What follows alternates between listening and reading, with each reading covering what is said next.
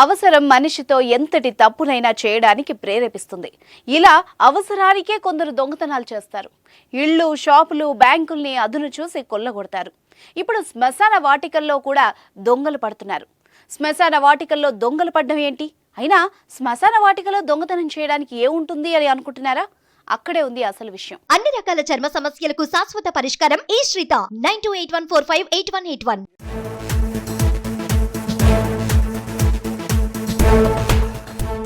శవాల మీద చిల్లర ఏరుకోవడం అంటే ఇదేనేమో.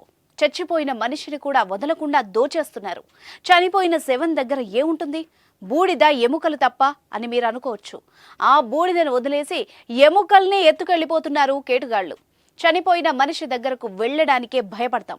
అలాంటిది పూర్తిగా కాలిపోయిన శవాల దగ్గరకు వెళ్లి ఎముకలను, పుర్రెలను చేత్తో తీసి చక్కగా సంచిలో వేసుకుని వెళ్లిపోతున్నారు.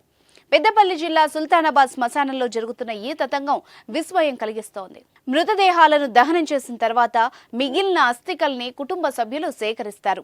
వాటిని 5, 9, 11వ రోజుల తర్వాత పవిత్ర నదుల్లో కలుపుతారు. అయితే కొన్ని రోజులుగా శ్మశానంలో అస్థికలు కనిపించకపోవడంతో దహనం అప్పుడు అవి కూడా కాలి బూడిదయ్యాయని భావించారు.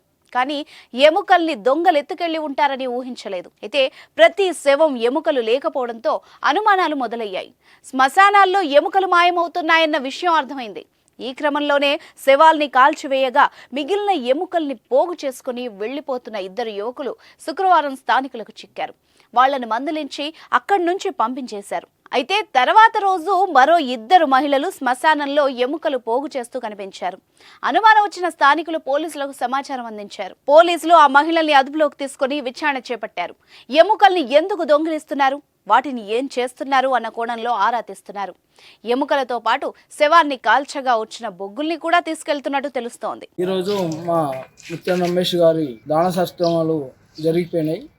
ఆ బొక్కలు ఈరోజు వచ్చి మళ్ళీ లేడీసు వాళ్ళు ఎవరైతే వచ్చిర్రో ఎందుకు తీసుకుపోతారు రమ్మని చెప్పేసి మేము అడిగితే, మేము ఇలా బంగారం ఇట్లా పెడతామని చెప్పేసి తీసుకుపోతాము అని చెప్పేసి అడిగిర్రు.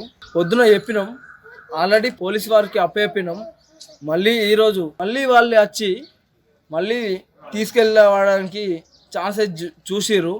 మళ్ళీ ఇంకా వేరే వాళ్ళవి కూడా చూసిర్రు.